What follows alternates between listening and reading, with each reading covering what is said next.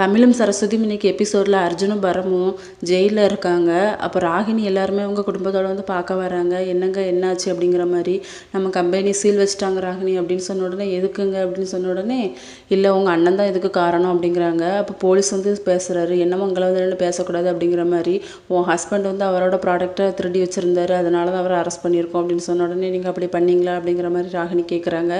ஆமாம், இதுக்கெல்லாம் காரணம் உங்கள் அண்ணன் தான், அதனால தான் நான் அதை திருடி வச்சேன் அப்படிங்கிற மாதிரி சொன்ன உடனே இவர் ராகினி வந்து ரொம்ப கோவத்திலே இருக்காங்க.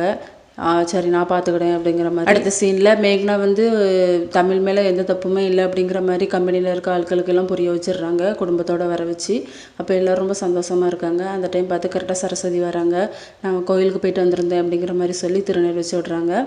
2 பேரும் ரொம்ப ஹாப்பியாக இருக்காங்க. அப்புறம் வீட்டில் எல்லாருமே இருந்து பேசிகிட்டு இருக்காங்க.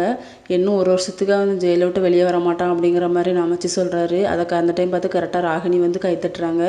என் புருஷன் ஜெயிலுக்கு போனது உங்களுக்கு எல்லாம் சந்தோஷம் தானே, நீங்கள் தான் இதுக்கு காரணம், இதுக்கு மெயினாக தமிழ் தான் காரணம், ஒன்று மட்டும் நான் சும்மா விட மாட்டேன், உனக்கு எதிரியே நான் தான், உன் அழிவு காலம் நெருங்கிட்டு அந்த கம்பெனியை நான் திறப்பேன் அப்படிங்கிற மாதிரி சவால் விட்டுட்டு போகிறாங்க. இதோட இந்த எபிசோட் முடியுது.